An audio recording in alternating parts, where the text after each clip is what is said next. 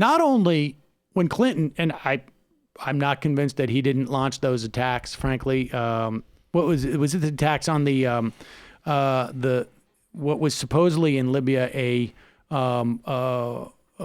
place where they were creating some type of like biological warfare or something like that, I believe. Sudan, I think it was. Was it Sudan or and it turned out to be like a pharmaceutical place. Right. Yeah. I think that's what happened during the pharmaceutical. And I think this happened in 1998. So I suspect it was that 98? Yeah. I think this is what was launched during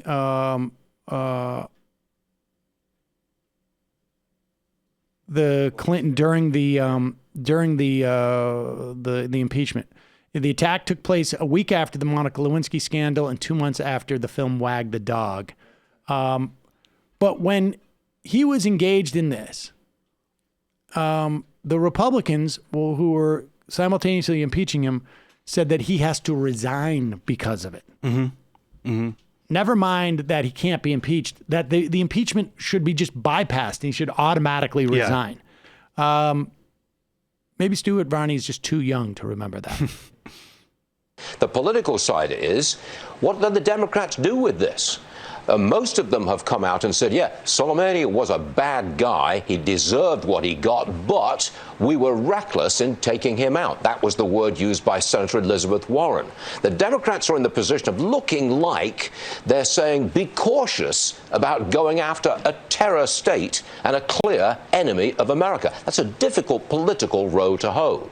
Where does it leave impeachment? Mm-hmm. Are we now going to try to impeach and remove from office the commander-in-chief who's just taken out one of the world's leading terrorists? Mm-hmm. That's quite a question, I suggest. No answers at this point. Frankly, I'm waiting to see how President Trump phrases his reaction to this news. When Stuart Varney says something like that, I get the feeling that he is like, people are sitting around like, Stuart, you're supposed to put it in your own words. Right? Yeah. Like now everybody, because that's the template. Dude. Right. That's just like, you got to sort of embellish on it. Right. You got to rephrase it a little bit. Now what's Hannity going to say? Yeah. We got to, yeah. Like, I mean, I don't really know what you say to... Yeah, he almost correctly diagnosed a problem with the Democrats' rhetoric, though. Yeah, I give him credit for that. No, that is what I was complaining about. Yeah. You cannot accept the predicate about Soleimani because it's irrelevant to the question. But you get the sense that maybe that is just the whole kit and caboodle right there. They're hoping that continues to escalate, that this is like an ongoing tit for tat over the course of the next 6 to 8 months. And Democrats, they go on to CNN, they go on to MSNBC, they, to the extent that they go on Fox, and they go like, are you really looking to get rid of a president in the middle of this like ongoing, conflict? This war that he started? Conflict, yeah. I mean, I don't know. That's what it sort of feels like to me, but.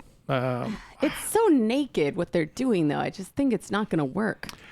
I think there is a big difference between now and then. At the very least, just even social media. I think there's a big difference in all the other platforms for media. I think on the one hand, it's incredibly distressing that 99% of elected Democrats are still going with sort of accepting the premises that led to the forever war. But it is meaningful that one of the leading presidential candidates is like the only one willing to plainly say just pointlessly ramping up war over there will have negative consequences. I'm really curious. I like to think that this is going to help Bernie, and I think it might. But I gotta believe, I hope, against hope, that this will appeal to the better angels of people's nature. And, it's getting harder and harder to distract people from the fact that capitalism is on fire and their lives are kind of crappy. And Bernie speaks to that. I think another effect of this is really going to be to further alienate a lot of people who are paying attention from the Democratic leadership, though. Like, and just in there again. So I don't know if I just saw this, but like, is this is the Chuck Schumer? Schumer? Yeah. Is Chuck Schumer is Chuck Schumer still like? Is he? Yeah. Still, What is I? Well, this is like. Is he still in the Senate? Schumer said there's the news story that Schumer was not given advance notice of the airstrikes. Dinesh D'Souza said neither were the Iranians, and for pretty much the same reason. Like, ha ha ha, great joke. Right. The president retweeted that. I'm saying, like, the cautious rhetoric on the one hand, that's how it's responded to, right? Like, Schumer believes, I don't know what he still believes, but he does not openly and publicly oppose Donald Trump and the administration, possibly in the belief that, like, he doesn't want to prod the bear and thus not be able to negotiate with them or something. But they're retweeting Dinesh D'Souza, equating him with our foreign enemies. Yeah, this idea that somehow, like, we're gonna appeal to the rational people, like, it's just it's absurd. I mean, Chuck Schumer should come out there and say, this is insanity. Yes. Period. Yeah. Period. There's no strategy. We don't know what we're doing. We don't know what they're going to do next. Like, there's clearly no strategy. It's just... There should be hearings. Yes. There should be hearings. I know Chuck Schumer's in the Senate and he has no power, right, but he should go meet with the Baileys, see what the Baileys say. He should be calling on Nancy Pelosi to have hearings. He should be calling Nancy Pelosi private, say, have hearings. If you don't, I'm coming out and saying that you should have hearings. Yeah. Well, some of these people probably wanted absolutely to go to war with Iran. Absolutely. They just don't like the way Trump's doing it. Some of them probably are fine with it. Bob Menendez probably has no problem with this. I think it's quite possible that Chuck Schumer doesn't have a problem. Well, that's a huge political problem. That there's no way in hell a majority of the people who vote for Democrats want any of this to be happening, and yet that idea is almost invisible in the Democratic Party leadership. Like, how sustainable is that? That's insane. That's the thing I'm really curious to find out if this ends up really helping Bernie Sanders. Yeah. It's going to be fascinating to see. I suspect it might. I mean, my initial reaction was like, is this going to help Biden? But I just don't think so, because on some level, like,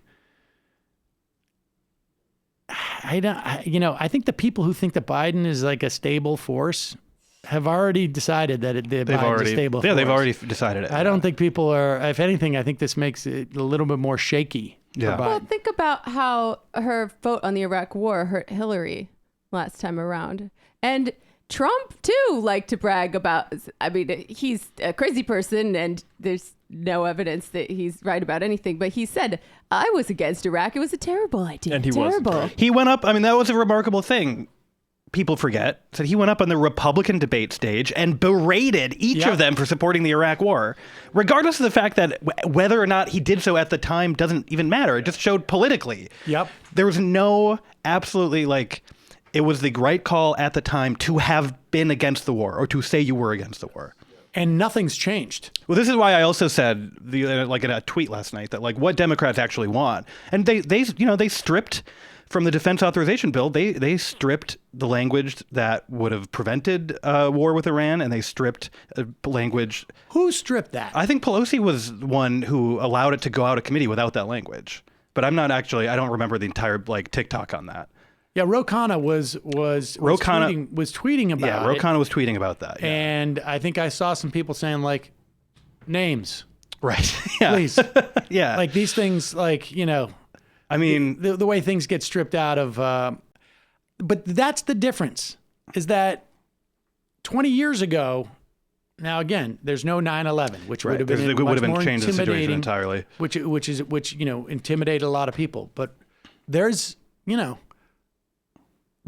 a dozen, maybe more, of, like, sort of fairly well-known Democrats who are going to come out against this, and like from the get-go. And there were, and there's a lot of primary challengers too, Yes. who are pushing on. And, like, 20 years ago, the people who would have been against war would have been treated as a joke in Congress. I mean, Yes. Sanders, Kucinich, like, Yep. those types were not taken seriously by anyone.